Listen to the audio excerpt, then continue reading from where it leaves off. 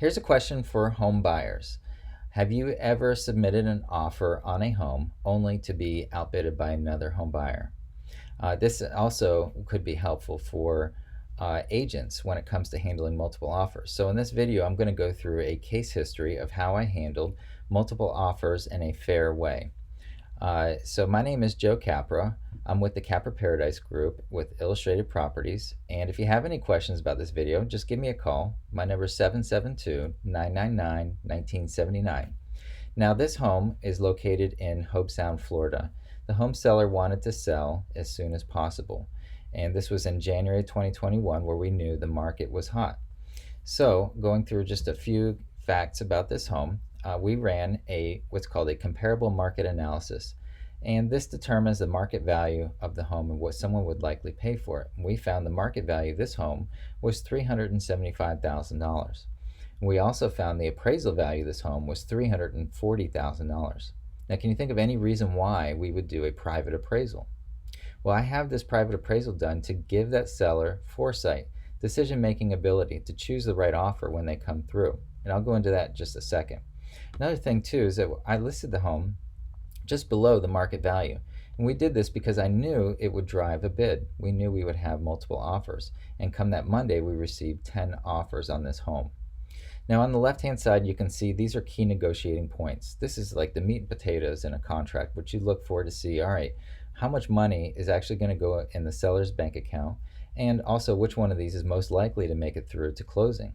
So I'm just going to go through a few of these, but here you can see buyer number one, they are submitting an offer for $398,000, well above the asking price. Now, can you think of any reason why this one may not be the most attractive? Right, so here you can see the type of financing is FHA financing. FHA financing is heavily dependent on the appraisal value. Now, with only a 4.5% down payment, did we feel confident that they were willing to come out of pocket, that they had the cash to come up the difference from the appraisal value? You can also see here in the escrow, they were only putting $5,000 in escrow.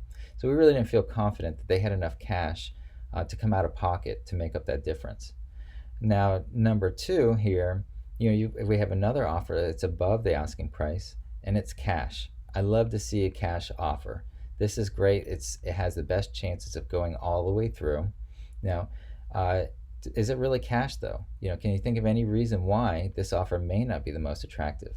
So when you get down to the bottom of an offer, there's additional remarks. And in here, they wrote in that they have a home to sell. Now, the buyers for their home was conventional financing. So a good agent will go through and do some investigating, talk to that buyer's lender, also investigate back to see if there's any other contingencies attached. We call them strings attached. So in this case here, their buyer for their home was conventional financing, which really makes this cash offer a conventional financing offer because it's dependent on their buyer. Now here, just a few other ones here. We've got conventional financing, which is great, but it's only 5.4% down. So again, not too confident about them being able to come out of pocket with the difference. Another FHA here for 3.5% down. But I wanted to show just all the way down at the bottom of the remarks. Here the seller is asking for a 2% credit. 2% credit of the purchase price to go back to the buyer at closing. So this isn't even a $375,000 offer. That's $375,000 less 2%. Now, the last one I'm going to go through, buyer number 5.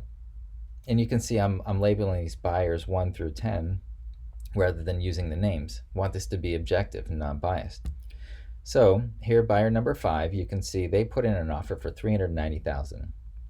So far, we're looking good. $50,000 in escrow. It says that they've got money, they're willing to put skin in the game. And hey, if they violate any parts of their end of the deal on this contract, basically what they're saying is that we can keep that $50,000. Now here for the down payment, they're willing to put 20% down. So it tells us that they do have some extra cash. Here we got conventional financing, which is great. So here we found that this offer, even though it's not cash, we found that this one has the greatest chances of going through to closing. Now, another thing that I do for my clients is what's called a estimated net sheet. And this is all the pluses and minuses at the bottom of the offer. And agents, you can get this from your title company, or in some cases you can do the estimates yourself. But what it does is it takes out all the expenses for doc stamps, taxes, etc. And it tells the seller, this is likely what you're going to have in your bank account when it's all said and done. So here we were able to tell the seller, here, this is what the money, this is the amount of money, $357,000 that you're going to have deposited in your account if everything goes well. So now will we take buyer number 5 and tell all the other buyers, thank you for your time, we're going to go with this buyer?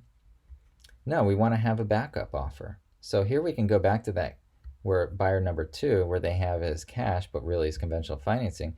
There's a good chance that their home could go through. Why not have them as a backup offer?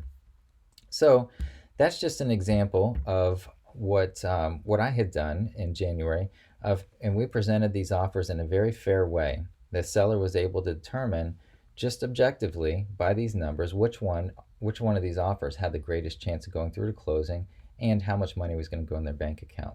Now, if you have any questions when it comes to submitting a competitive offer, just give me a call. I'll be happy to go through it with you. If you're an agent going through multiple offers and you would like some advice, give me a call. I'm happy to talk to you. My name's Joe Capra, and you can reach me at area code 772-999-1979, and I hope you have a great day.